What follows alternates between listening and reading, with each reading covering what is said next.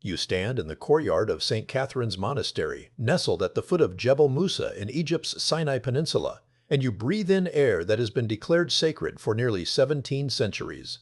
The morning sun casts long shadows across the ancient stones, and a Greek Orthodox monk shuffles past you, his black robes gathering dust from the desert floor.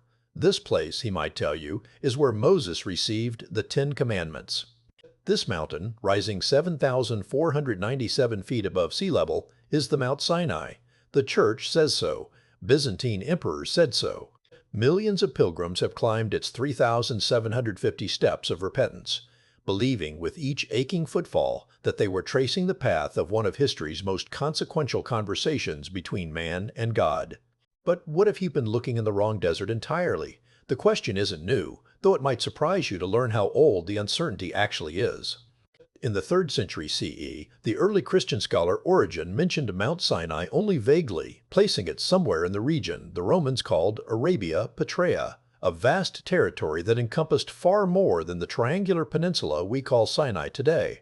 When the Roman Empire officially embraced Christianity in the 4th century, the need for physical, visitable holy sites became urgent. Pilgrims wanted to walk where prophets walked. They wanted to touch the stones that God had touched. And so the Church, with the methodical determination of an institution building its geography of faith, began identifying specific locations for events described in texts that had been, until then, frustratingly imprecise about coordinates. The monastery at Jebel Musa was founded around 548 CE under the patronage of Emperor Justinian I, a man whose ambitions included codifying Roman law, reconquering lost Western territories, and, apparently, pinpointing the exact location where Moses had his burning bush experience.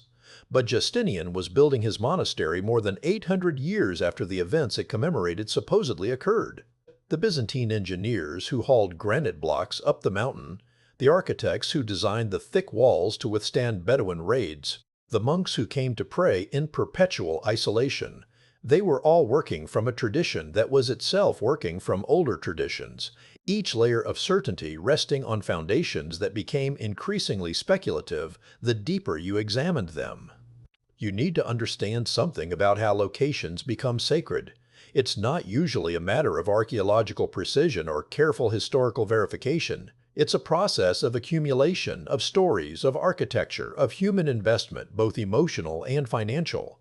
Once enough pilgrims have climbed a mountain, once enough prayers have been offered in a specific cave, once enough monks have devoted their entire lives to maintaining a tradition, the location itself becomes evidence. How could so many faithful people across so many centuries be wrong? But they could be, and some of them knew it. If you had been a scholar in Alexandria in the years around 200 CE, poring over Greek translations of Hebrew texts, you would have encountered a curious problem. The biblical account describes the Israelites leaving Egypt, crossing a body of water, and then spending 3 days in the wilderness before arriving at Marah, where bitter water was made sweet. They continue to Elim, with its 12 springs and 70 palm trees. Then they camp by another sea. Then they enter the wilderness of Sin. Then they reach Rephidim, where they fight the Amalekites. And then, finally, they arrive at Mount Sinai. Try to map this journey onto the Egyptian Sinai Peninsula. As you stand there with your ancient texts and your knowledge of the region's geography, you'll notice immediately that the traditional route makes very little sense. If the Israelites crossed the Red Sea at any of the locations typically proposed near the Suez region, they would have been walking almost directly away from the most logical path to Jebel Musa. They would have been taking detours that added weeks or months to a journey that the text suggests should have taken much less time. The terrain described in the biblical account, the pastoral scenes, the abundant water sources, the specific types of vegetation mentioned, doesn't match well with the harsh, dry landscape of the southern Sinai. And then there's the matter of what the Bible itself actually says about Mount Sinai's location. In the book of Galatians, written by Paul around 50 CE, there's a curious passage where he states that Mount Sinai is in Arabia. And now, you might think this settles nothing, since Arabia was a large and vaguely defined region. But here's what you need to know. In Paul's time, the term Arabia specifically referred to the Nabatean kingdom which controlled the territory east of the Jordan River and the Dead Sea, extending down into what is now northwestern Saudi Arabia. The Egyptian Sinai Peninsula was not considered part of Arabia, it was part of Egypt. Paul, who claimed to have visited Mount Sinai after his conversion, seemed to think the mountain was located in a completely different country. This detail was not lost on careful readers of the text. But by the time such readings might have challenged the established tradition, the establishment was already very established indeed. St. Catherine's Monastery had become a jewel of Byzantine architecture, a fortress of faith that protected not just monks, but also an extraordinary library of ancient manuscripts. The monastery's very existence argued for its own authenticity. Who would build such a thing in the wrong place? You begin to notice something else as you study the history of biblical geography. The early Jewish sources, the ones written before Christianity made it its business to identify specific holy sites, are remarkably vague about Mount Sinai's location. The first-century historian Josephus mentions the mountain only in passing, offering no coordinates. The Mishnah and Talmud, compiled between the 2nd and 5th centuries CE, show little interest in preserving knowledge of the mountain's physical location. This is peculiar when you consider how meticulously these texts preserve other details of religious practice and historical memory. It's as if the exact location of the giving of the law somehow mattered less to the people who actually inherited that law than it would to later generations of Christians seeking to map their faith onto physical ground. What you're confronting as you stand in that monastery courtyard or sit in your study surrounded by maps and texts is a question that extends far beyond the location of one mountain. You're confronting the question of how historical certainty is manufactured, how traditions calcify into facts, and how difficult it becomes to question those facts once institutions and identities have been built upon them. In the 1980s, a man named Robert Cornuke, an American investigator with a background in crime scene reconstruction, became obsessed with this question. He wasn't a biblical scholar or an archaeologist. He was someone who approached ancient texts the way he might approach a police report, looking for concrete details that could be verified or falsified. When he read the account of the Exodus, certain things bothered him. The number of people involved, for instance. The Bible suggests that 600,000 men, plus women and children, left Egypt, a total population of perhaps 2 million people. Try to imagine moving 2 million people through the narrow wadis and waterless wastes of the southern Sinai Peninsula. Where would they camp? What would they drink? Even if the numbers were wildly exaggerated, even if the actual group was just a few thousand, the traditional route still seemed logistically improbable. Cornuke wasn't the first to notice these problems. In 1873, a British explorer named Charles Beeke published a book arguing that Mount Sinai was actually located in northwest Arabia, near the Gulf of Aqaba. Beeke had traveled extensively in the region and was struck by the presence of volcanic features described in the biblical account. The smoke, the fire, the shaking earth. Jebel Musa, he noted, showed no evidence of ever having been volcanic, but mountains on the Arabian side of the Aqaba Gulf did show such evidence. His contemporaries largely ignored him, which is often what happens when someone challenges a tradition that has the weight of centuries behind it.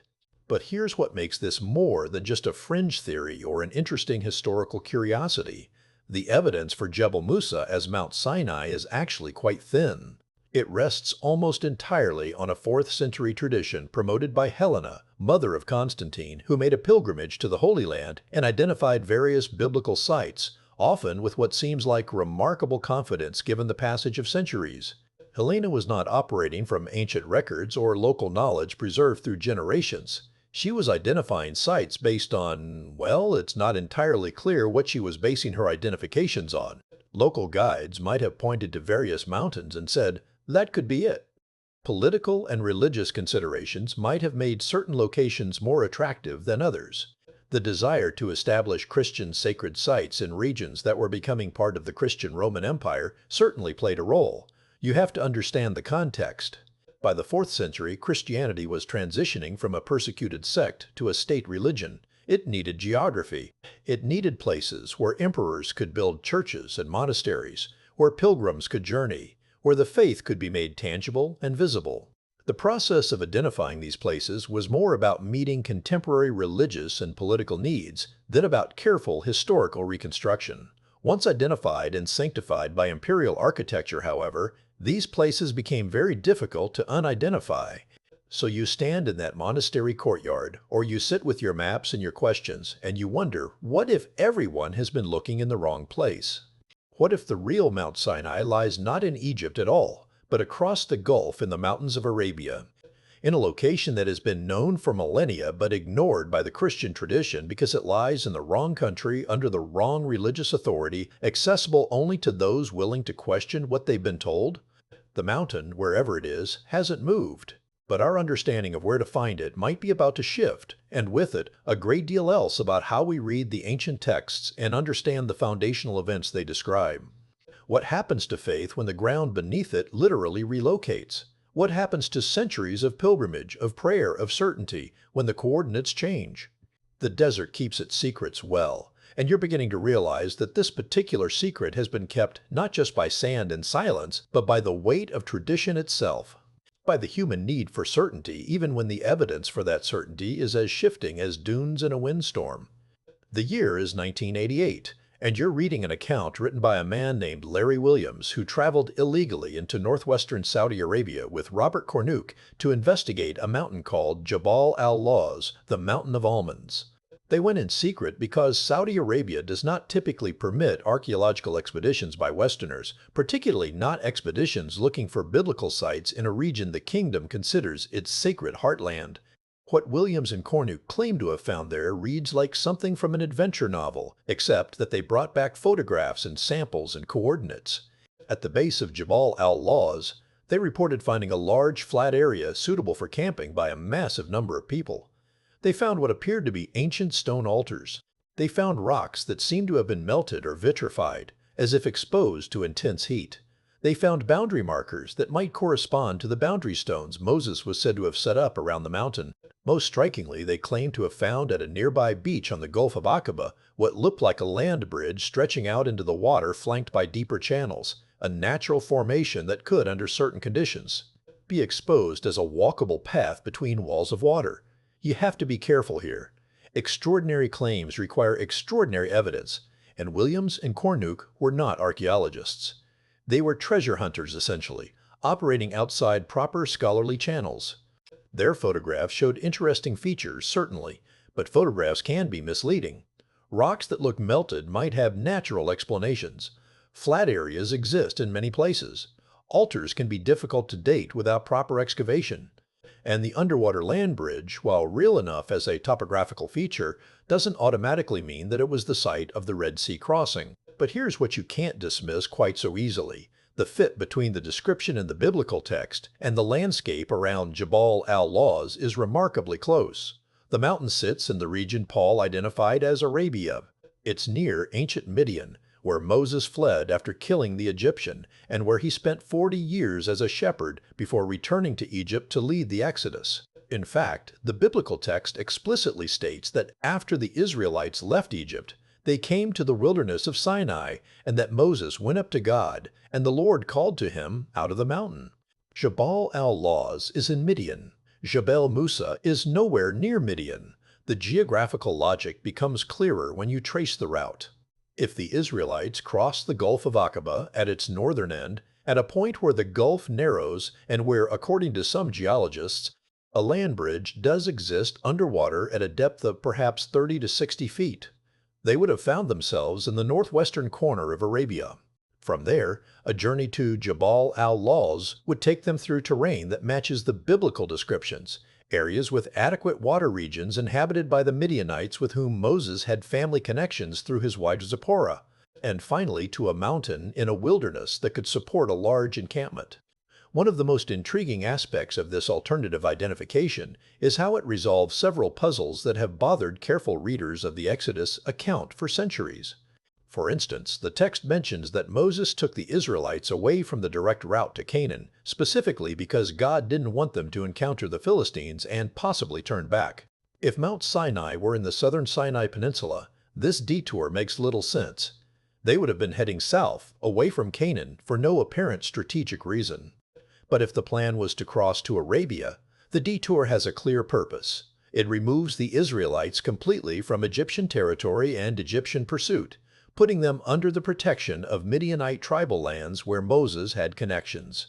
Then there's the matter of the journey from Sinai to Kadesh Barnea, the oasis where the Israelites camped for many years. The biblical text describes this as an 11-day journey.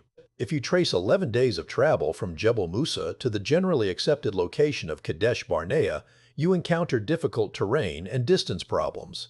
But from Jabal al-Lawz to Kadesh Barnea, 11 days of travel by foot is very nearly correct. You're not dealing with proof here. You need to understand that. What you're dealing with is a coherence of evidence that traditional locations don't provide. Geography that fits the text better, travel times that make more sense, cultural connections to Midian, to the Nabateans that explain otherwise puzzling elements of the narrative. And perhaps most significantly, you're dealing with volcanic features that match the biblical description of a mountain that smoked and quaked and seemed to be on fire. Jabal al-Lawz sits in a volcanic field. The rocks in the region show evidence of past volcanic activity. While the mountain itself is not an active volcano, the volcanism in the area is ancient. The presence of volcanic features distinguishes it from Jebel Musa, which is simply a granite mountain with no volcanic history whatsoever. When you read descriptions and exodus of smoke ascending like the smoke of a furnace, and the whole mountain quaking greatly, you're reading descriptions that make sense in a volcanic context, but require considerable imaginative interpretation when applied to a non-volcanic peak. This is where the story becomes uncomfortable for many people, because it's not just about correcting a geographical error.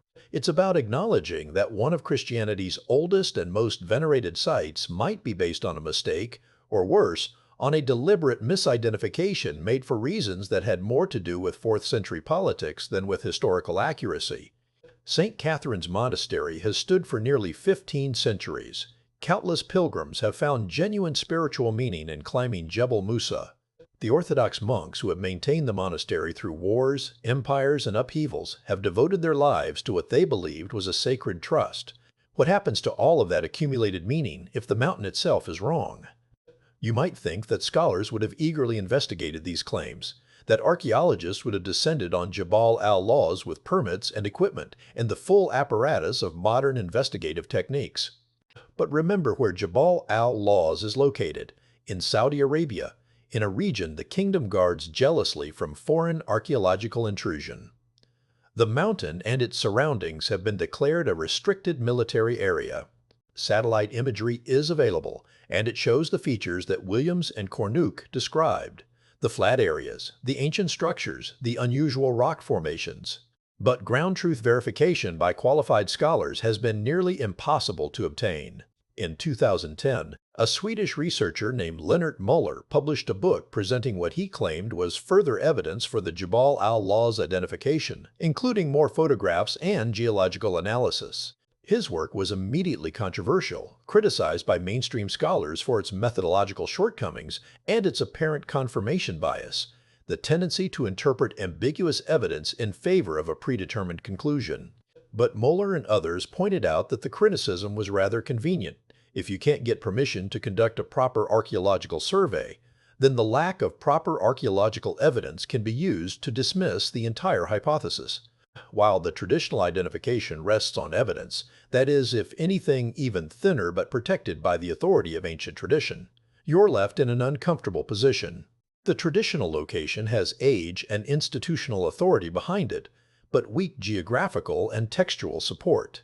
The alternative location has better geographical and textual coherence, but is effectively inaccessible to the kind of scholarly investigation that might settle the question.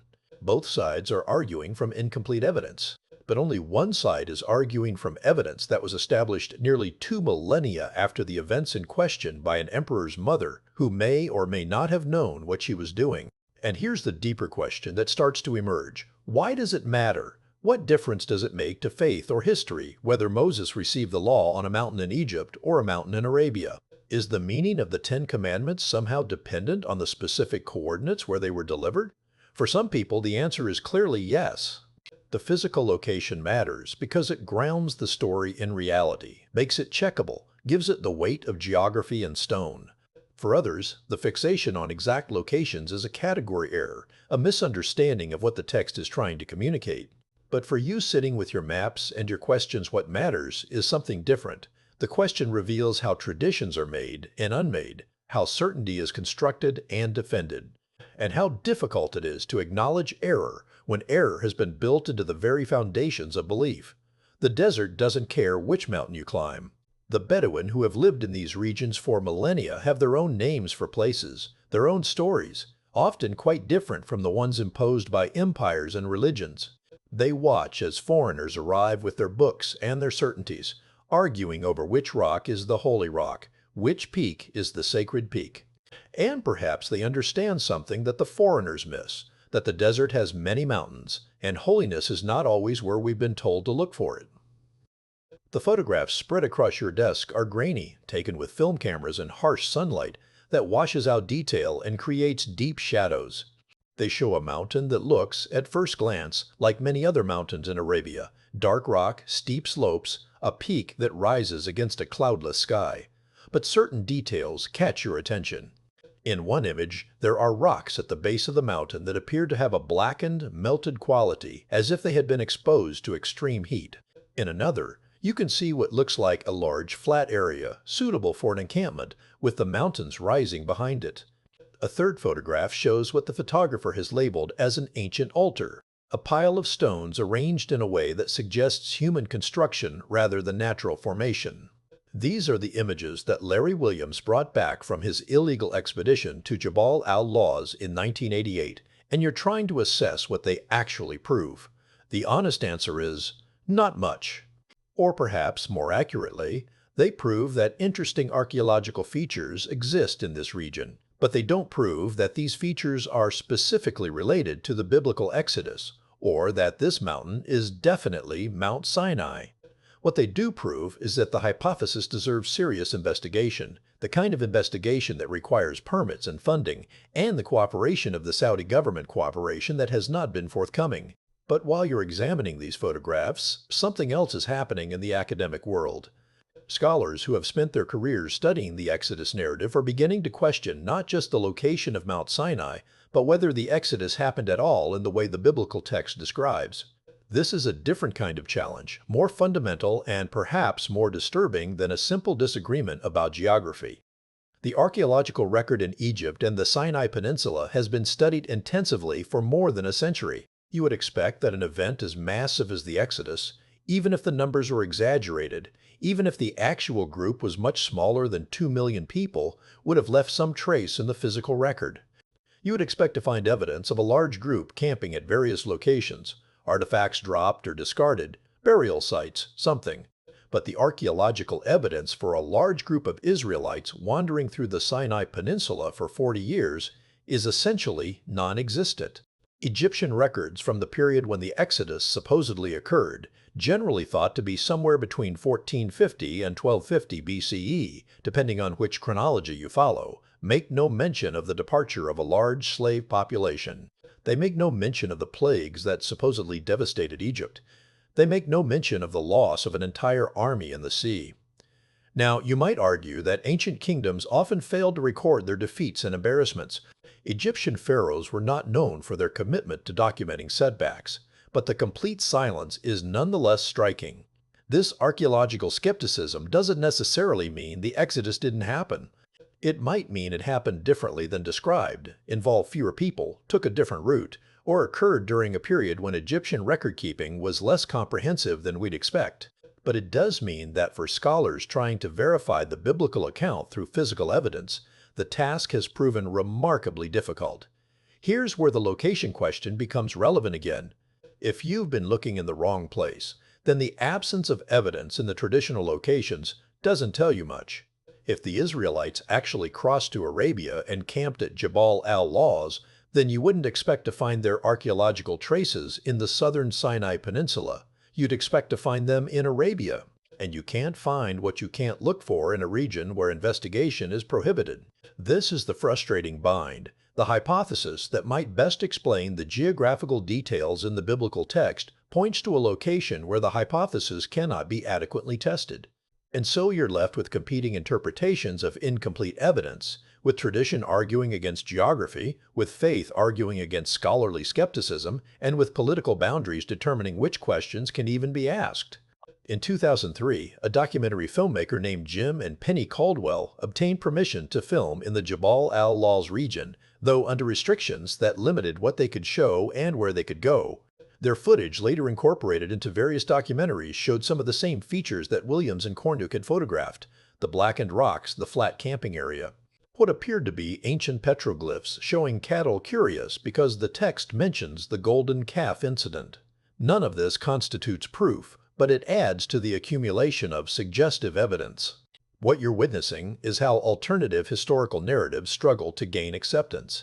The traditional identification of Mount Sinai has powerful institutional backing: the Orthodox Church, centuries of scholarship, the tourist industry in Egypt, the whole apparatus of established belief. The alternative identification has geographical coherence and textual support, but it lacks institutional backing and, critically, it lacks the kind of archaeological verification that might compel a revision of traditional views. And yet, the questions persist. You find yourself drawn back to them, not because you're certain the alternative is correct, but because the traditional identification seems so clearly problematic once you examine it carefully. Jebel Musa doesn't fit the geography described in the text. It's not in the location Paul said Mount Sinai was located. It has no volcanic features. The route to get there from Egypt makes little strategic sense. The only thing it has going for it is that it was identified by Byzantine Christians in the 4th century and has been venerated ever since. Is that enough? In the history of sacred sites, it often has been. The Church of the Holy Sepulchre in Jerusalem, identified by Helena as the site of Jesus' crucifixion and burial, stands on that identification despite ongoing scholarly debate about whether the location is accurate. The Dome of the Rock in Jerusalem marks the spot where Muhammad is said to have ascended to heaven, a site identified centuries after the event and contested by various traditions. Sacred geography, you realize, is often more about present needs than past certainties, but you're someone who wants to know what actually happened, insofar as that can be determined across the millennia. You want to know where the events described in these ancient texts actually took place, if they took place at all. And this desire for historical accuracy, puts you in tension with people for whom the meaning of the text is more important than its geographical precision, and also with people for whom the traditional locations have accrued such spiritual significance that questioning them feels like an attack on faith itself. Perhaps the question isn't really about which mountain is correct. Perhaps the question is about how we know what we think we know, about how traditions become facts, about how certainty is constructed and maintained even in the absence of compelling evidence. The monks at St. Catherine's Monastery don't doubt they're living at the foot of the real Mount Sinai. They've spent their lives there. They've prayed there. Countless pilgrims have found God there. How could all of that be based on a mistake? But mistakes happen, even mistakes that last for centuries. And sometimes the truth lies not where we've been told to look, but in the places we've been discouraged from investigating: in the mountains across the Gulf, in the deserts of Arabia, where another tradition, older perhaps, and certainly less examined, might be waiting to be rediscovered. The real Mount Sinai, if it can be found at all, might require not just different maps, but a different approach to certainty itself, a willingness to question what seems most established, to look where we haven't been looking, to acknowledge that the ground beneath our most sacred stories might not be quite as solid as we've believed. You're sitting in the map room of a library that specializes in historical geography, surrounded by documents that chart how the Holy Land has been understood and misunderstood across the centuries. The maps spread before you tell a peculiar story. They show the same region, but with wildly different interpretations of where specific biblical events occurred. On a map from 1584, Mount Sinai is firmly placed in the southern Sinai Peninsula. On a map from 1700, it's in roughly the same location. By 1850, some cartographers are beginning to add question marks. And on modern maps produced by biblical scholars, you sometimes find multiple candidates indicated, with Jebel Musa listed as traditional, and other locations marked as proposed or alternative. What strikes you about these maps is not their certainty, but how that certainty was constructed in the first place. Cartography, you realize, is not just about measuring and recording what exists. It's also about deciding what matters, about choosing which names to include, about determining which traditions to honor and which to ignore. When a mapmaker in 16th century Europe drew Mount Sinai in a particular location, they weren't working from survey data or GPS coordinates. They were working from other maps, from biblical commentaries, from travelers' accounts that might have been accurate or might have been fantastical, and from the overwhelming assumption that the church's identifications were correct. The history of how Mount Sinai ended up where it is on maps begins, as so many things do, with Helena, the mother of Constantine the Great. She was born around 250 CE, probably in the region of Bithynia in what is now Turkey, though some sources suggest she might have been British. Her origins were humble. Some accounts describe her as a stablemate or innkeeper, but she married Constantius Chlorus, who would eventually become Roman emperor, and she was the mother of Constantine, who would transform the Roman Empire by embracing Christianity. After Constantine became emperor in 306 CE and subsequently converted to Christianity, Helena herself converted, and in 326 or 327 CE, when she was approaching 80 years old, she undertook a pilgrimage to the Holy Land. This pilgrimage was not a private spiritual journey. It was an imperial expedition, backed by the full resources of the Roman state, and its purpose was explicitly to identify and mark the locations where key events of Christian history had occurred. You need to understand what Christianity was like in the early 4th century. For 3 centuries, it had been an illegal religion, periodically persecuted, its adherents forced to worship in secret. There were no Christian holy sites in the sense we understand them today. No churches built on specifically identified locations of biblical events. Christians knew the general region where their faith had originated, but they had no precise tradition of which hill was Calvary, which tomb was Jesus' tomb, which mountain was Sinai. These events had occurred 3 centuries earlier, during which time Jerusalem had been destroyed and rebuilt as a Roman city, and the original Christian community had been dispersed. Helena arrived in a region that had been thoroughly Romanized. The Jerusalem she visited was Aelia Capitolina, rebuilt by Emperor Hadrian after the Bar Kokhba revolt of 132–235 CE. The Jews who might have preserved local knowledge of Christian sites had been largely expelled. The Christians who remained had their traditions, certainly, but these traditions were not uniform and not necessarily based on preserved historical memory. What Helena brought to this situation was imperial authority, resources, and a determination to identify sites that could serve the needs of the newly official Christian church. The identifications she made, or that were made under her authority, shaped Christian geography for the next 17 centuries. She identified the site of Jesus' crucifixion and burial, leading to the construction of the Church of the Holy Sepulchre. She identified the location of Christ's birth in Bethlehem, where the Church of the Nativity was built. And she identified, or authorized the identification of, locations associated with the Old Testament events, including Mount Sinai. The question you have to ask is, how did she know? By what method did an 80-year-old woman from Bithynia determine which of the many mountains in the vast region between Egypt and Arabia was the specific mountain where Moses had received the 10 Commandments 13 or 14 centuries earlier? The historical sources don't give us a clear answer. We know she consulted with bishops and with local Christians. We know she was guided by what people said were traditions. But traditions can be wrong, can be invented, can be shaped by contemporary concerns rather than historical accuracy. What's more likely is that Helena's identifications were based on a combination of factors. What local guides told her what seemed theologically appropriate, what was practically accessible for pilgrimage, and what served the political and religious purposes of establishing Christianity's legitimacy through connection to physical places. The need for certainty. The need for pilgrims to have specific destinations, for the church to have specific sites to sanctify and control, may have been stronger than any concern for historical precision. The monastery that was eventually built at Jebel Musa came later, under Emperor Justinian in the 6th century. But it was built in a location that Helena's expedition had already blessed with authority. Once that monastery existed, once it had been there for a century or 2, or 3, once generations of monks had devoted their lives to it and pilgrims had suffered hardships to reach it, the identification became increasingly difficult to question.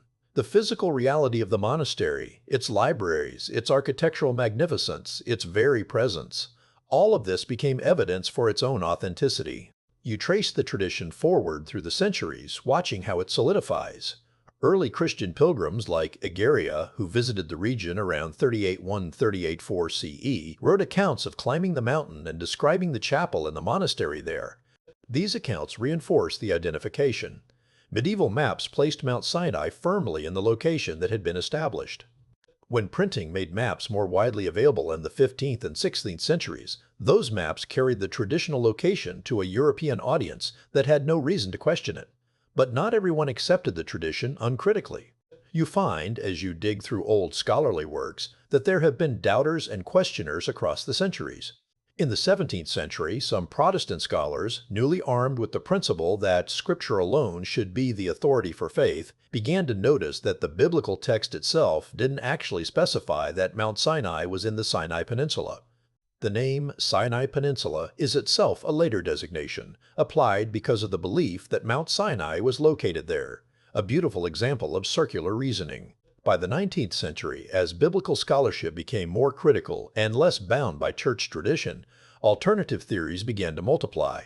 Charles Becky's 1873 proposal that Mount Sinai was in Arabia was just one of several alternative locations suggested. Some scholars proposed sites in the southern Negev. Others suggested mountains in central Sinai rather than the southern tip. A few even suggested that the entire Sinai narrative was not meant to be understood as referring to a specific, identifiable location, but rather as symbolic geography. What all of these alternative proposals had in common was that they threatened an establishment that had invested heavily, financially, architecturally, spiritually, in the traditional location. St. Catherine's Monastery was not just a historical curiosity. It was a living institution, home to Orthodox monks, possessor of one of the world's most important collections of ancient manuscripts and icons. To suggest that it was built in the wrong location was to suggest that centuries of devotion had been, if not wasted, then at least misdirected. The monastery's manuscript collection, by the way, is itself a fascinating element of this story. In 1844, a German scholar named Konstantin von Tischendorf visited the monastery and discovered there a 4th century Greek manuscript of the Bible, the Codex Sinaiticus, one of the oldest and most complete manuscripts of the Christian Bible in existence. Tischendorf's account of how he rescued this manuscript from monks who were using ancient parchments as kindling is probably exaggerated, but the manuscript's importance is not. Its very name, Sinaiticus, from Sinai, forever links it to the location where it was found, and thus reinforces the authority of that location. You realize as you study this history that you're not just looking at a dispute about geography. You're looking at how knowledge is authorized, how some voices and some evidence are granted authority, while others are dismissed. Helena had the authority of an empress. The monastery had the authority of age and continuous occupation. The manuscripts had the authority of antiquity. Against all of this, what authority did a British explorer in the 19th century have, or an American investigator in the 20th, when they suggested that everyone had been looking in the wrong place? The answer is, not much. Alternative theories about Mount Sinai's location have remained marginal, discussed in specialized publications and adventurers' accounts, but never seriously threatening the traditional identification. And yet, the problems with the traditional identification have never been satisfactorily resolved. The geographical difficulties remain. The textual evidence that points to Arabia remains. The lack of volcanic features at Jebel Musa remains a puzzle, given the biblical description of fire and smoke. What you're witnessing is the tremendous inertia of established belief. Once something has been believed for long enough, by enough people with enough institutional backing, it becomes nearly impossible to change, even if the evidence for it is weak. The traditional identification of Mount Sinai functions not because it's well supported by evidence, but because it's been traditional for so long that questioning it seems almost absurd. And yet here you are surrounded by maps that tell different stories, reading accounts by people who have questioned the tradition. Looking at photographs of a mountain in Saudi Arabia that might be the place where one of history's most consequential events occurred. The certainty on the old maps mocks you. The question marks on the newer ones encourage you. And the blank spaces, the regions where mapmakers simply wrote, unknown or unexplored, remind you that for all our satellites and surveys, there are still secrets in the desert. Still places we haven't looked because we've been too certain we already knew where to look. The real question might not be, where is Mount Sinai? The real question might be, How do we revise our certainties when new evidence suggests we've been wrong? And the honest answer, which history demonstrates over and over, is slowly, reluctantly, incompletely, and often not at all until the old certainties die out with the people who held them most firmly. The process by which a location becomes accepted as historically authentic follows a pattern you can trace across multiple examples. First comes an initial identification, often made with incomplete information and influenced by contemporary needs. Then comes architectural investment, the building of churches, monasteries, shrines. Then comes the accumulation of secondary evidence, accounts by visitors, scholarly works that reference the location, maps that mark it definitively. Each layer makes the identification harder to question because each layer represents human investment, financial commitment, scholarly reputation built on the assumption that the location is correct. You're examining a particular document now, a letter written in 1456 by a Venetian named Gabriele Capodilista, who made a pilgrimage to Mount Sinai. His account is typical of medieval pilgrimage narratives. He describes the difficult journey, the monastery's impressive fortifications, the chapel at the mountain summit, the supposed burning bush carefully preserved and protected, and his own spiritual experiences climbing the steps of repentance. What strikes you is his complete certainty. There's no doubt in his mind that he's at the real Mount Sinai. The monastery's presence, the traditions maintained by the monks, the difficulty of the journey itself, all of these confirm for him that he has reached an authentic site. But how would Capodilista have known if he was wrong? He was working from no independent evidence. He hadn't read the biblical texts in Hebrew or Greek and compared them carefully to the geography. He was relying on the authority of the church and the testimony of the monks, both of which had every reason to confirm the site's authenticity. This is the epistemological trap that all pilgrims face. They come seeking confirmation of what they already believe, and the existence of the shrine itself provides that confirmation. The same pattern repeats with other biblical sites. Take the Garden of Gethsemane in Jerusalem. The traditional site has been venerated since the 4th century, and there are indeed ancient olive trees there, some of which are genuinely old, perhaps 800 or 900 years, some scientists believe, though claims that they date to the time of Christ are not supported by careful analysis. But even if the trees are not that old, even if the exact location of the garden is uncertain, the traditional site has accumulated centuries of prayer and pilgrimage, and that accumulated spiritual meaning has its own kind of reality, independent of whether the historical identification is accurate. This is what makes these questions so difficult and so potentially painful. You're not just asking about correct geographical coordinates. You're asking about the validity of religious experience, about whether prayers offered in the wrong location are somehow less effective, about whether centuries of devotion have been based on a factual error. Most religious traditions would say that God can meet people wherever they seek Him, that the specific coordinates matter less than the sincerity of faith. And yet there's something unsettling about the idea that we might have gotten the location wrong, that we might have been praying toward the wrong mountain for 16 centuries. In the academic study of biblical geography, there's a term, site validation. It refers to the process by which scholars attempt to confirm that a traditional site actually corresponds to the location described in ancient texts. The process involves multiple types of evidence: geographical fit with textual descriptions, archaeological findings, toponymic continuity, whether place names have been preserved, historical references, and physical characteristics. When you apply these criteria to Jebel Musa, the traditional Mount Sinai, the validation is weak on almost every count except historical references, and even those only go back to the 4th century CE, more than 1700 years after the events they're supposed to commemorate. By contrast, when you apply the same criteria to Jabal al-Lawz in Saudi Arabia, you get a different result. The geographical fit is strong. It's in the region Paul identified as Arabia, near Midian, where the text places Moses. The physical characteristics match the biblical description better, particularly the volcanic features. Archaeological findings are impossible to assess properly because of access restrictions, but the available evidence is at least suggestive. The toponymic continuity is ambiguous. Local names have changed many times over millennia, and the historical references are. This is the problem, nearly non-existent in traditional Christian sources, because this site was never part of the Christian pilgrimage tradition. So you're left weighing two different types of evidence, the weak geographical and physical evidence for Jebel Musa against its strong traditional authority, versus the stronger geographical and physical evidence for Jabal al-Lawz against its complete lack of traditional authority. Which should carry more weight? In science, this question would be easy to answer. You go with the hypothesis that best fits all the available data, and you adjust your theories when new evidence appears. But this isn't just science. It's history intertwined with faith, tradition intertwined with identity, and institutional interests intertwined with scholarly inquiry. The Orthodox Church has a strong interest in maintaining the authority of St. Catherine's Monastery. The Egyptian tourism industry benefits from pilgrims visiting the Sinai Peninsula. Scholars who have built their careers on studies of the traditional site have reputational reasons to defend it. And for many believers, the suggestion that Mount Sinai might be in the wrong location feels like an attack on the reliability of their entire religious tradition.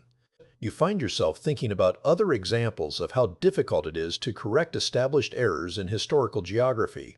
For centuries, Western maps placed the source of the Nile River in the wrong location, often depicting it flowing from mysterious mountains in the heart of Africa. Explorers who suggested alternative locations were often dismissed or ignored until the evidence became overwhelming. The search for the historical location of Troy was dismissed as foolish until Heinrich Schliemann's excavations in the 1870s proved that there was indeed an ancient city at Hisarlik in Turkey. Even the shape of continents and the nature of the oceans were disputed for centuries, with incorrect ideas persisting long after better evidence was available, simply because the incorrect ideas had institutional backing. The parallel to Mount Sinai is clear. An initial identification made with limited information and influenced by non-geographical factors becomes established. Subsequent evidence that contradicts the identification is dismissed or ignored. Alternative theories are marginalized, and the original identification persists not because it's well supported, but because it's traditional. What would it take to change this? In some cases, it takes dramatic new evidence that cannot be dismissed, like Schliemann's excavations at Troy, or like the DNA evidence that has recently revolutionized our understanding of human migration patterns and ancient populations. In other cases, it takes a slow accumulation of scholarly work that gradually shifts consensus, as has happened with the dating of various biblical texts or with our understanding of Israelite origins in Canaan. For Mount Sinai, the most likely catalyst for change would be archaeological evidence from Jabal al-Lawz that was so clear and so compelling that it could not be ignored. But obtaining that evidence requires permission to conduct proper excavations in a restricted area of Saudi Arabia, permission that has not been granted and may never be granted. The Saudi government has its own religious and political reasons for controlling access to this region. It's part of the kingdom's heartland, close to the holy cities of Mecca and Medina, in an area that the government does not want opened up to Western archaeological expeditions that might challenge Islamic narratives about the region's history. So you're stuck. The traditional identification persists despite its problems. The alternative identification cannot be properly investigated, and you're left with maps that show Mount Sinai in different locations depending on who drew them and when. Each cartographer's choice reflecting not just geographical knowledge but theological commitments, institutional loyalties, and the accumulated weight of centuries of tradition. The honest position, you realize, is uncertainty. To admit that we don't actually know for certain where Mount Sinai is located, to acknowledge that the traditional identification might be wrong, but that the alternative identifications might also be wrong or might be unprovable given current access restrictions. To hold the question open rather than settling for false certainty. But uncertainty is deeply uncomfortable, especially about matters that touch on faith and identity. People want to know where Moses stood when he received the law. They want to be able to visit the place, to climb the mountain, to feel connected across the millennia to that foundational moment. False certainty serves this need better than honest doubt, which is perhaps why false certainty has prevailed for so long. And yet the question persists, refuses to be settled, continues to draw investigators and researchers and questioners who look at the traditional site and see not the real Mount Sinai, but a monument to how tradition can override evidence.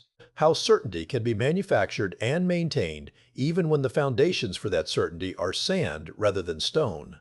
There's a moment that captures something essential about this entire question, a moment you encounter while reading a 19th century travelogue by a British explorer named Edward Henry Palmer. In 1869, Palmer made an extensive survey of the Sinai Peninsula, traveling through regions that few Europeans had visited, learning Arabic, living with Bedouin tribes, and carefully examining the geography with an eye toward understanding the route of the Exodus. Palmer was a brilliant linguist and a careful observer, and as he traveled through the Sinai, he became increasingly doubtful about the traditional identification of Mount Sinai. The routes didn't make sense, the distances were wrong. The water sources weren't where they should be, the terrain didn't match the descriptions. And the Bedouin themselves, when he asked them about ancient traditions, had their own stories about the routes of ancient peoples, stories that didn't always align with the Christian pilgrims' geography. What struck Palmer most forcefully was how the landscape had been retrofitted to match the biblical narrative. At various locations throughout the southern Sinai, he found places that had been identified by Christian tradition as sites mentioned in the Exodus account: the rock that Moses struck to bring forth water, the location of the golden calf incident, the spot where the law was given. But these identifications seemed arbitrary to Palmer, chosen more for convenience than for any compelling geographical or historical reason. He wrote about visiting St. Catherine's Monastery and being shown the various holy sites with complete confidence by the monks, and feeling that he was witnessing not the preservation of ancient memory, but the invention of tradition. The monks believed absolutely in their identifications, but their belief was based on centuries of repeating these identifications, not on any independent evidence that the identifications were correct. Palmer's conclusion was cautious but clear. The traditional route of the Exodus through the southern Sinai and the traditional identification of Mount Sinai at Jebel Musa were probably wrong. He didn't offer a definitive alternative. He was too careful a scholar for that.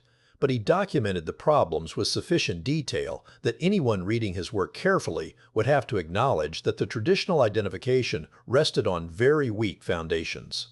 And yet Palmer's work, though respected in academic circles, had almost no impact on the traditional identification. Pilgrims continued to visit St. Catherine's Monastery in increasing numbers as travel became easier in the late 19th and early 20th centuries. Maps continued to mark Jebel Musa as Mount Sinai. The tradition rolled forward, largely unaffected by scholarly doubt. This pattern, careful scholarly work that raises serious questions being essentially ignored by popular belief and institutional practice, repeats itself across the history of biblical geography. Scholars raise questions. Evidence is presented that challenges traditional identifications. The questions and evidence are discussed in specialized journals and scholarly monographs. And then, nothing changes. The tourist buses still drive to the traditional sites. The pilgrims still climb the traditional mountains. The certainty persists.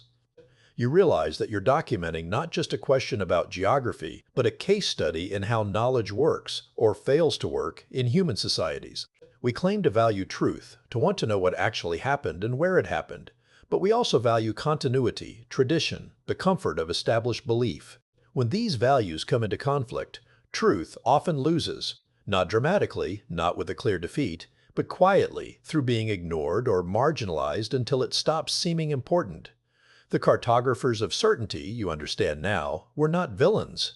They were people meeting the needs of their time, creating maps that served specific purposes, building institutions that answered genuine spiritual longings. Helena wanted to give Christians holy sites they could visit. Justinian wanted to demonstrate the glory of Christian empire through magnificent architecture. The monks at St. Catherine wanted to preserve knowledge and maintain a space for contemplation. The mapmakers wanted to provide useful documents that showed where important places were located. All of these purposes were valid, but none of them required that the identifications be historically accurate. And over time, the distinction between "this is where tradition places Mount Sinai" and "this is where Mount Sinai actually is" collapsed. The map became the territory, the tradition became the fact, the certainty became self-reinforcing. And so you sit in your library surrounded by maps that disagree with each other, reading accounts by people who questioned the certainty and were largely ignored, looking at the blank spaces and the question marks and wondering if the real Mount Sinai will ever be definitively identified, or if we're doomed to argue about it forever. With traditional authority on one side and geographical evidence on the other, and no clear way to resolve the tension between them. Perhaps that's the real lesson, not where Mount Sinai is, but how little we actually know about where it is, and how much of what we think we know is built on foundations of assumed tradition rather than verified fact. Perhaps the honest map, the truly accurate map, would mark the southern Sinai and northwestern Arabia and several other locations with question marks, and in the space between them would write simply, "Unknown," despite centuries of certainty. That would be the map that told the truth, even if it's not the map that anyone wants to buy or frame or use for pilgrimage. Truth, it turns out, is often less satisfying than certainty, even when that certainty is wrong. You're looking at satellite imagery now, high-resolution photographs taken from space showing a mountain in northwestern Saudi Arabia called Jabal al-Lawz. The mountain rises to 8,460 feet above sea level, higher than Jebel Musa's 7,497 feet. From orbit, you can see features that ground-level visitors have described: a large flat area at the base of the mountain, formations that might be ancient structures, a peak that stands distinct from the surrounding ranges. And you can see something else, something that has drawn the attention of every researcher who has investigated this site. The upper portions of the mountain appear darker than the surrounding rock, as if they have been scorched or weathered differently. The Saudi government has made Jabal al-Lawz and its surrounding area a restricted military zone. No formal archaeological survey has been permitted. Satellite imagery and the accounts of the few Westerners who have visited the site, often at personal risk, since they were entering restricted territory, are the primary sources of information available to researchers. This makes any definitive conclusions impossible, but it also means that the site retains an allure of mystery that more accessible sites lack. What exactly is at Jabal al-Lawz? What would a proper archaeological investigation reveal? The historical context for identifying this mountain as a candidate for Mount Sinai begins with geography and moves through textual analysis to arrive at physical evidence. Geographically, Jabal al-Lawz sits in the ancient region of Midian in northwestern Arabia near the Gulf of Aqaba. This is significant because the biblical text places Moses in Midian for 40 years before returning to Egypt to lead the Exodus. Moses fled to Midian after killing an Egyptian. In Midian, he married Zipporah, daughter of Jethro, who is described as the priest of Midian. Moses worked as a shepherd in Midian, and it was while tending sheep on the mountain of God that he encountered the burning bush. The traditional identification of Mount Sinai at Jebel Musa requires you to believe that after Moses left Egypt with the Israelites, they traveled south through the Sinai Peninsula away from Canaan, their destination, to reach a mountain that had no connection to Moses' previous life. But if Mount Sinai is actually in Midian, then the geography makes much more sense. Moses would be leading the Israelites to the region where he had lived for 4 decades, where he had family connections, where he knew the terrain. The mountain where God had first spoken to him would be in the same region where God had commissioned him to liberate his people. This geographical logic becomes more compelling when you trace the route described in Exodus. The text says, the Israelites left Egypt, crossed a body of water traditionally translated as the Red Sea, though the Hebrew term is Sea of Reeds, and entered the wilderness. The traditional interpretation requires them to cross the Gulf of Suez at its northern end and then travel south through the Sinai Peninsula. But several researchers have proposed that they actually crossed the Gulf of Aqaba, the eastern finger of the Red Sea, which would place them in northwestern Arabia in Midian. The underwater topography of the Gulf of Aqaba includes a feature that has drawn particular attention: a land bridge that extends from the western shore toward the eastern shore at a depth of roughly 30 to 60 feet. During periods of unusual tidal patterns or strong sustained winds, this underwater ridge might theoretically become exposed or shallow enough to cross on foot, particularly if the water level was pushed by wind to one side of the Gulf. This isn't pure speculation. Similar phenomena have been documented in other bodies of water. In 1986, a National Center for Atmospheric Research study demonstrated that sustained wind could have pushed back the waters at various proposed Red Sea crossing sites, including locations in the Gulf of Aqaba. You need to be careful not to overstate the evidence here. The existence of an underwater land bridge doesn't prove that anyone crossed it. The possibility of wind-driven water displacement doesn't prove that such an event occurred. What these geological and meteorological realities do provide is a naturalistic mechanism by which the crossing described in the biblical text could have occurred at this location, a mechanism that isn't required to invoke pure miracle. though believers would certainly see divine timing in such natural events. The accounts of people who have visited Jabal al-Lawz describe finding features that seem to support its identification as Mount Sinai. Larry Williams and Bob Kernook, in their 1988 expedition, reported finding 12 large stones arranged in a specific pattern, which they interpreted as possibly being the 12 pillars that Moses erected at the base of the mountain, according to Exodus 24,004. They found what appeared to be ancient rock altars. They found petroglyphs showing cattle, which might relate to the golden calf incident. They found boundary markers that could correspond to the boundaries Moses set around the mountain. And they found the blackened rock stones that appeared to have been subjected to intense heat, melted, and resolidified. These findings have been disputed and criticized. Without proper archaeological excavation and dating techniques, it's impossible to determine when these features were created or whether they have any connection to the Exodus narrative. Ancient peoples built altars and erected stones for many purposes throughout history. Petroglyphs of cattle are found in numerous locations across Arabia. Rocks can be blackened by various natural processes, and the arrangement of stones that look significant to someone expecting to find biblical artifacts might be random to someone approaching without preconceptions. But here's what gives the hypothesis continuing credibility despite its evidentiary limitations: the convergence of multiple types of evidence. Geography points to this region. Textual analysis of the Exodus route points to this region. Paul's statement that Mount Sinai is in Arabia points to this region. The description of volcanic-like phenomena at Mount Sinai matches features found at this mountain. The association with Midian, where Moses lived and where the text places the mountain of God, points to this region. No single piece of evidence is conclusive, but the convergence is suggestive. You're studying photographs taken by various visitors to Jabal al-Lawz over the years. They show a mountain that looks, in many ways, like hundreds of other mountains in Arabia, but the blackened upper slopes are distinctive. Geologists who have examined the photographs without being able to conduct fieldwork have noted that the darkening could be consistent with volcanic activity, though they're careful to note that other explanations are also possible. The rock types in the region include basalt and granite, and the area does have a volcanic history, though not recent volcanism. One of the most detailed accounts of visiting the site comes from Lennart Möller, the Swedish researcher who spent years investigating the Jabal al-Lawz hypothesis. Möller's work has been controversial. His critics accuse him of confirmation bias and of making claims that exceed what the evidence supports. But his photographs and measurements have been valuable to other researchers, even those who don't share his conclusions. Möller documented finding what he described as an ancient well system at the base of the mountain, in the area where a large encampment might have been located. He found split rocks that might correspond to the rock Moses struck to bring forth water. He took samples of the blackened stones from the upper slopes and had them analyzed, concluding that they showed evidence of having been subjected to temperatures high enough to alter their crystalline structure. His critics point out that rock weathering and other natural processes can produce similar effects, and without being able to rule out these alternative explanations through controlled excavation and analysis, his conclusions remain speculative.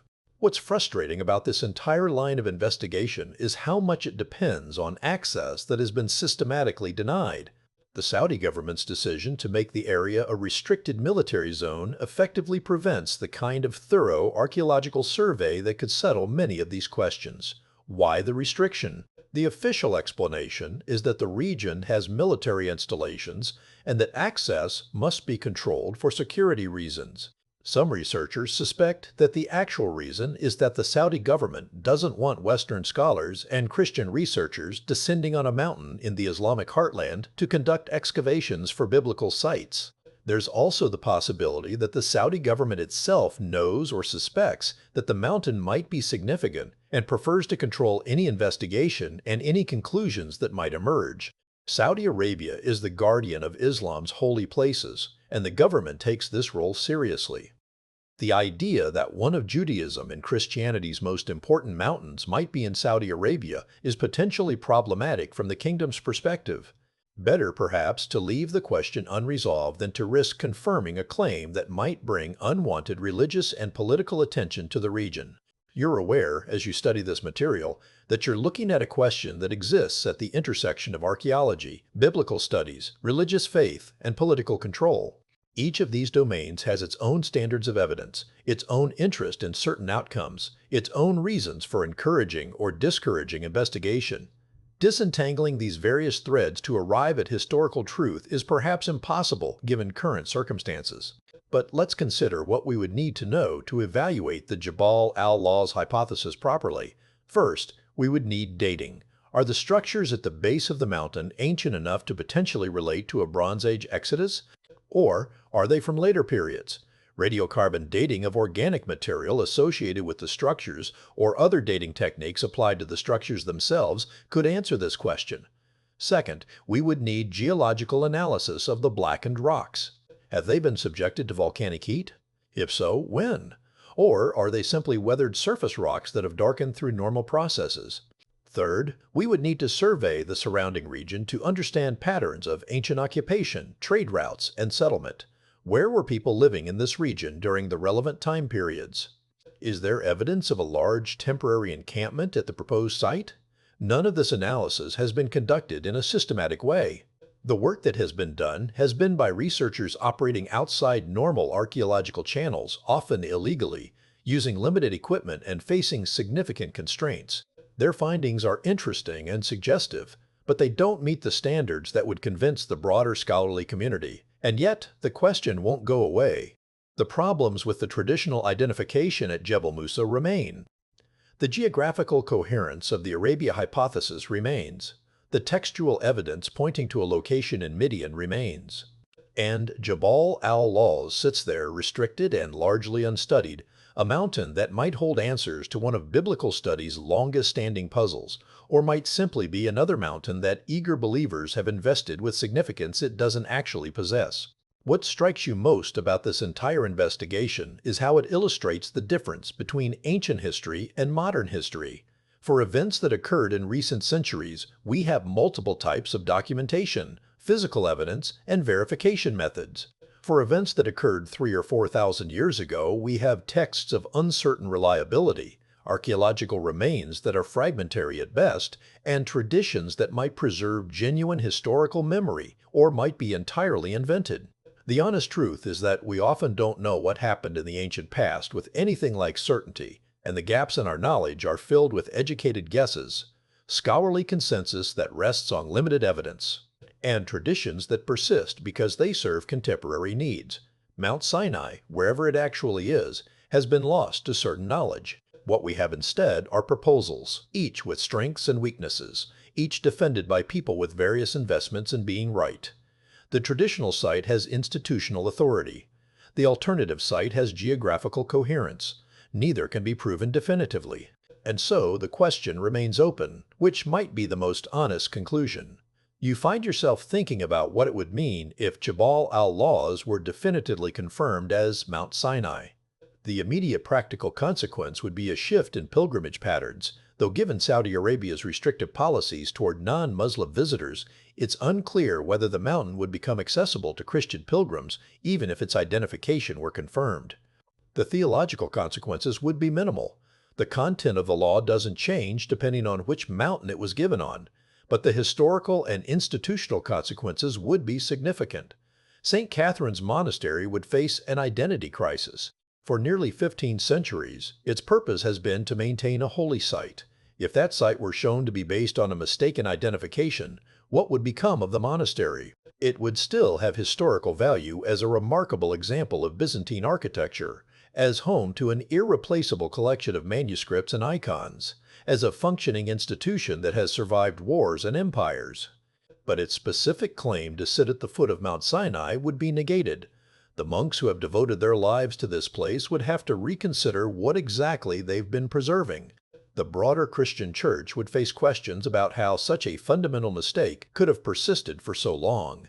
If the location of Mount Sinai was misidentified by Helena and her advisors in the 4th century, what else might have been misidentified? The Church has claimed authority partly based on its preservation of tradition and historical continuity. Demonstrating that a major element of that tradition was wrong from the beginning would complicate claims to reliable authority. For biblical scholarship, confirmation of the Arabian site would vindicate approaches that prioritize textual and geographical analysis over traditional authority. It would demonstrate that careful reading of the texts can sometimes lead to conclusions that differ from established belief, and that those conclusions can be correct even when they lack institutional support. This might encourage more critical examination of other traditional site identifications. But you're getting ahead of yourself. Confirmation hasn't happened and might never happen given the access restrictions.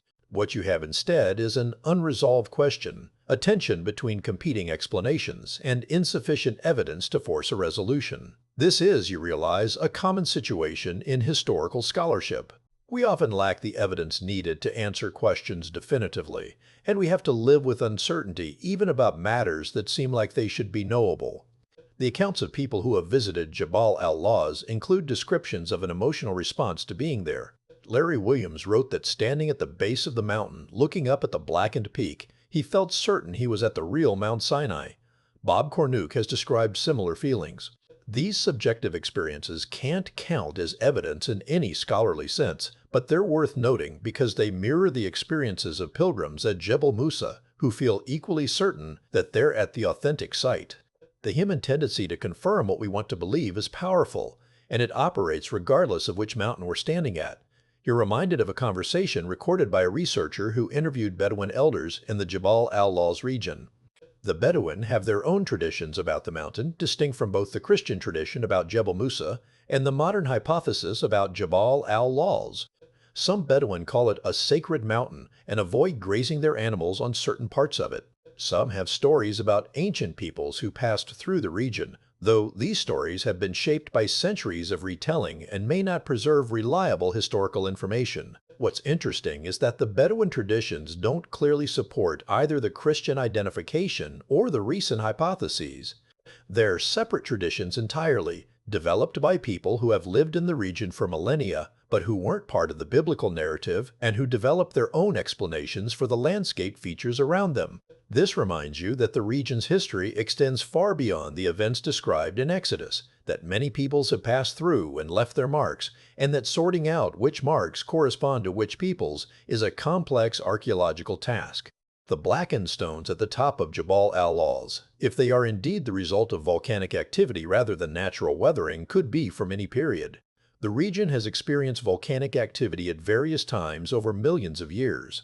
Even if the stones were definitely subjected to high heat, that doesn't prove the heat was experienced during the specific period when the Exodus supposedly occurred. It might have been earlier or later. The convergence of volcanic features and a proposed Mount Sinai location is interesting but not conclusive. What would be conclusive would be finding direct evidence of Israelite presence in the region during the relevant time period. Pottery fragments, burial sites, inscriptions, weapons, jewelry, anything that could be definitively dated to the Bronze Age and definitively connected to Israelite culture. Such evidence might exist at Jabal al-Lawz. Or it might not exist because the Exodus involved a smaller group than the biblical numbers suggest, a group that left minimal physical traces. Or it might not exist because the events occurred elsewhere, or didn't occur in the way the text describes, or didn't occur at all. You're circling back to the fundamental uncertainty that characterizes much of ancient history. We have texts that describe events. We have a landscape that has changed but still bears some traces of the ancient world. We have traditions that might preserve historical memory or might be entirely invented. And we have modern scholars and researchers trying to piece together what actually happened from these fragmentary sources, knowing that their conclusions will always be tentative and subject to revision. The saga of Mount Sinai's location is ultimately a story about the limits of historical knowledge and the human tendency to claim certainty even when uncertainty is more appropriate. The traditional identification claims certainty based on church authority and long tradition. The alternative identification claims probability based on geographical and textual analysis. Both might be wrong. The real Mount Sinai might be at neither Jebel Musa nor Jabal al-Lawz, but at some third location that hasn't been seriously proposed. Or the entire Sinai narrative might be more legend than history, a story that conveys religious truth without corresponding to specific historical events at a specific mountain. What's clear is that the question remains unresolved, and that resolution, if it comes at all, will require access to sites that are currently restricted application of archaeological methods that haven't yet been applied. and a willingness by institutions and scholars to revise traditional identifications when evidence demands it. Whether that willingness exists, and whether the necessary access can be obtained, remains to be seen. The final aspect of the Jabal al-Lawz hypothesis that deserves consideration is what it suggests about the nature of the Exodus event itself. If the Israelites did cross the Gulf of Aqaba into Arabia, if they did camp at the base of a mountain in Midian, if they did receive the law in what is now Saudi Arabia, this would mean the Exodus was less an Egyptian story than a story that spans multiple regions and kingdoms. The Israelites would have left Egypt, yes, but the formative event of receiving the law would have occurred outside Egyptian territory in a region with its own complex history and culture. Midian was inhabited by the Midianites, a people mentioned frequently in the biblical text. They were sometimes allies of the Israelites and sometimes enemies. Moses' father-in-law Jethro was a Midianite priest, and it was Jethro who advised Moses on how to organize the judicial system of the Israelite camp. If Mount Sinai was in Midian, then the giving of the law occurred on Midianite territory, in the presence of Moses' Midianite relatives, surrounded by a landscape the Midianites knew well. This geographical reality, if confirmed, would complicate simple narratives about Israelite uniqueness and separation from surrounding peoples. It would suggest that the foundational event of Israelite religion occurred not in isolation but in close proximity to and perhaps with the knowledge of neighboring tribes.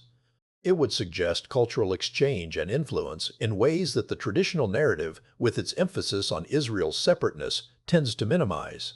The traditional location of Mount Sinai in the southern Sinai Peninsula, far from major population centers and trade routes, has always supported a narrative of isolation. Israel alone in the wilderness with God, separated from the corrupting influences of other peoples. But if Mount Sinai was actually in Midian, on or near established trade routes, in a region with settled populations, then the Israelites were never as isolated as the narrative suggests. They were in contact with other peoples, influenced by other cultures, shaped by the broader world of the ancient Near East. Some scholars argue that this more connected, less isolated version of the Exodus makes more historical sense. Ancient peoples were rarely as isolated as later religious narratives suggested. Trade routes connected even remote regions. Cultural influences flowed across borders. The idea of a people developing entirely separately from their neighbors is more theological construct than historical reality. If Mount Sinai was in Midian, it would support a more historically realistic, more culturally embedded understanding of how Israelite religion developed. But these are implications that extend far beyond the simple question of which Mount Sinai. They touch on how we understand the origins of Judaism and, by extension, Christianity. They affect how we read the biblical texts, as records of historical events shaped by real geographical and cultural contexts, or as theological narratives that use historical settings loosely to convey religious truths. They raise questions about the relationship between history and faith, about whether religious truth requires historical accuracy or whether it operates on a different level entirely. You realize that the question of Mount Sinai's location has been so difficult to resolve partly because it's not just a geographical question, it's a question about authority. Who has the right to determine what's true about the past? It's a question about evidence. What kinds of evidence should count, and how much weight should they carry? It's a question about tradition, how much deference we owe to long-established beliefs, even when they rest on uncertain foundations. And it's a question about faith. How much does historical accuracy matter for religious belief? And what happens to faith when history turns out to be different than tradition claims? These are questions that extend far beyond Mount Sinai. They're questions that face every religious tradition, every historical institution, every person trying to understand their connection to the past. The mountain itself, whether at Jebel Musa or Jabal al-Lawz or somewhere else entirely, is just rock and stone, shaped by geological processes over millions of years, indifferent to human meanings and disputes. It's we who invest these places with significance, we who argue about them, we who claim certainty about matters that happened so long ago that certain knowledge may be impossible. Perhaps the most honest conclusion is simply this: we don't know for certain where Mount Sinai is. The traditional identification has weak evidential support, but strong traditional authority. The alternative identification has better geographical coherence, but cannot be properly investigated. Other possibilities exist but remain unexplored, and so the mountain remains lost. Not lost in the sense of disappeared, but lost in the sense that we cannot definitively point to any specific peak and say, that is where it happened. This uncertainty might be uncomfortable, but it's also liberating. It frees us from the tyranny of false certainty. It allows us to hold the question open, to remain curious, to be willing to revise our understanding when new evidence emerges. And it reminds us that the past, for all our efforts to pin it down and map it, precisely retains its mysteries, mountains that have moved not in physical space, but in human understanding, shifting locations as new evidence emerges, and old certainties crumble, leaving us with questions that may never be fully answered, but that continue, despite everything, to matter.